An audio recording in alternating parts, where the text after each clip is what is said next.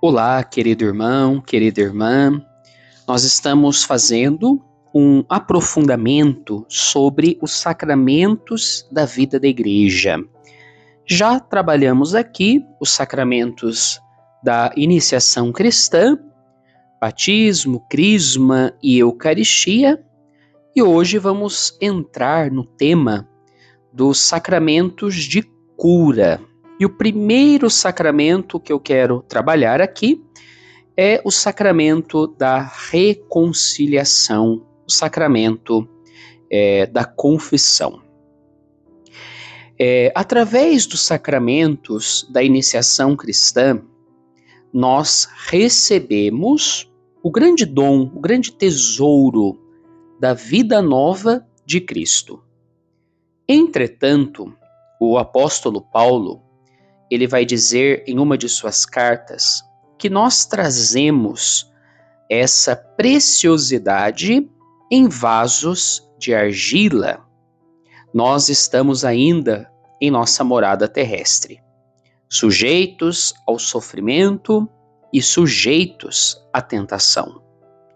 E a própria vida divina que nós recebemos no batismo, ela pode ser perdida ou enfraquecida pelo pecado. Seja o pecado venial, seja o pecado grave. Por isso, Jesus Cristo, que é o médico de nossas almas, de nossos corpos, que perdoou os pecados do paralítico, ele restituiu a saúde física,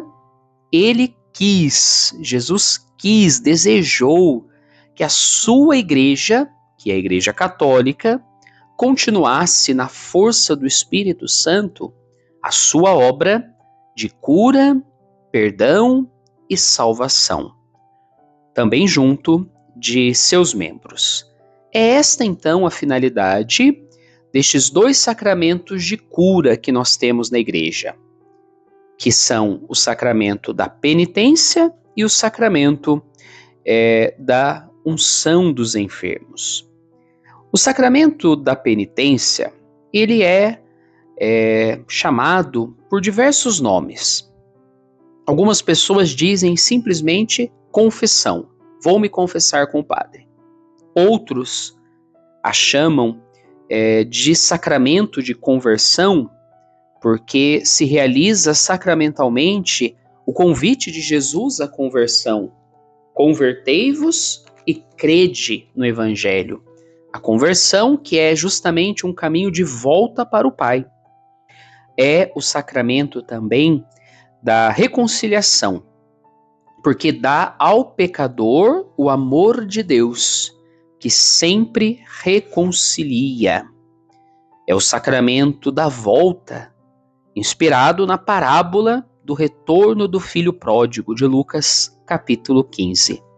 E, finalmente, é certo também em falar em sacramento do perdão, já que pela absolvição sacramental do sacerdote, Deus concede ao penitente o perdão e a paz, conforme se exprime na própria fórmula da absolvição.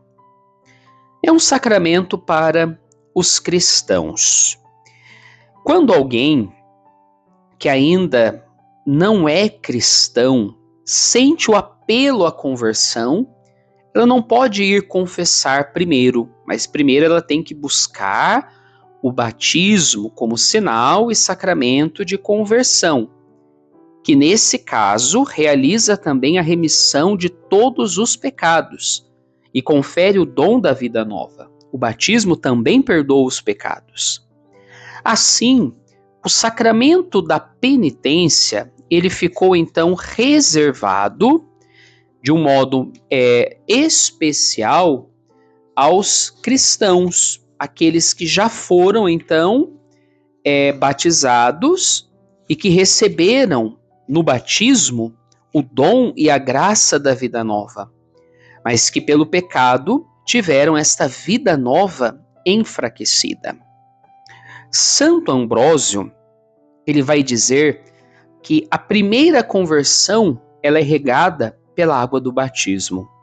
E a segunda conversão pelas lágrimas do arrependimento. A primeira conversão, que é o batismo, acontece uma única vez em nossa vida. A segunda conversão, que é a confissão, pode acontecer sempre que necessário. Este sacramento supõe a fé.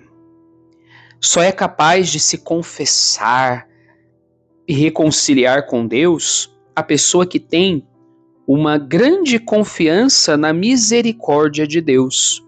A semelhança de Pedro, que após a tríplice negação de seu mestre, se arrepende profundamente e depois da ressurreição vai dizer: Senhor, tu sabes tudo, tu sabes que eu te amo. Na prática pastoral, sempre mais se constata que aqueles que confessam com sinceridade, são pessoas de muita fé e estão profundamente arrependidas de seus pecados e vivendo um esforço constante para viver a conversão. Agora, da parte de Deus, o perdão é sempre certo, é incondicional. Deus não se cansa de nos perdoar. Mas o que a igreja espera dos penitentes quando se aproximam da confissão? Basicamente, 4 coisas, 4 elementos. O primeiro é um verdadeiro exame de consciência. Isto é, um olhar para dentro de si, com a coragem de descobrir as falhas e os pecados.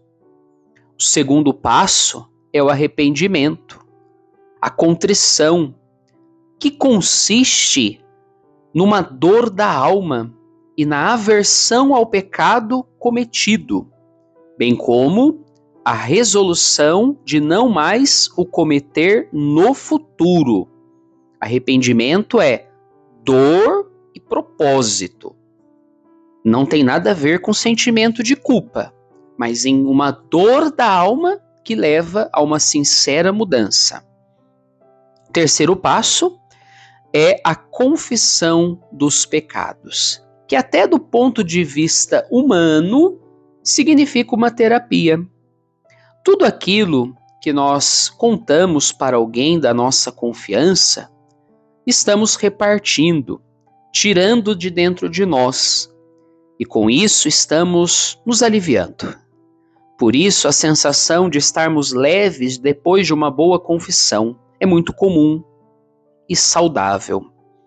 E por fim, o último passo é a penitência, que podem ser atos de bondade, atos de caridade, atos concretos, como, por exemplo, se a pessoa cometeu um roubo, que ela possa restituir aquilo que ela roubou.